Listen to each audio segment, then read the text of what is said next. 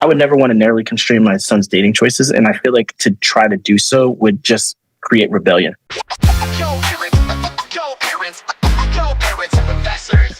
Like if I'm like, hey, don't date white chicks, and he's like, yo, dad, like, have you been in the kitchen of Colombia?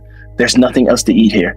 Like, yeah, that is. So I wouldn't say it that way, but I do think, yo, be careful. Like, if this is something that you're gonna do, you need to be mindful of a lot of things, right? Like, yeah, you know, your friends at school could be cool. We don't know their families. Like that's a whole other, especially in Columbia, Missouri, right? Like another thing to navigate. Yeah, I think the academic way to approach it is to talk about the racial caste system in the United States and like what it means to be a black man, and that like many black men have lost their lives unfairly because of proximity to black women, and especially black women, or not black women. Many black men have lost their lives because of proximity to white women, whether things are above board or not.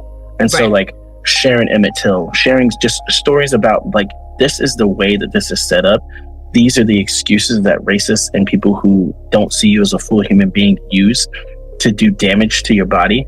There is a certain terrorism that we're still exposed to as black men in this country.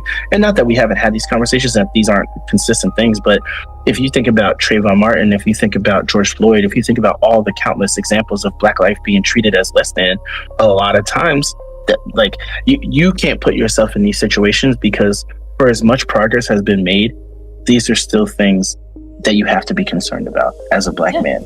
Absolutely. I remember Maxwell had like just been born when the Trayvon Martin was murdered by George Floyd. And I remember thinking, oh my God, we have brought this little black boy, now I'm like getting emotional, into this world, and like, we can do everything right. He can be an amazing kid, and he is still going to go outside into a world where people are going to look at him and see nothing but a threat.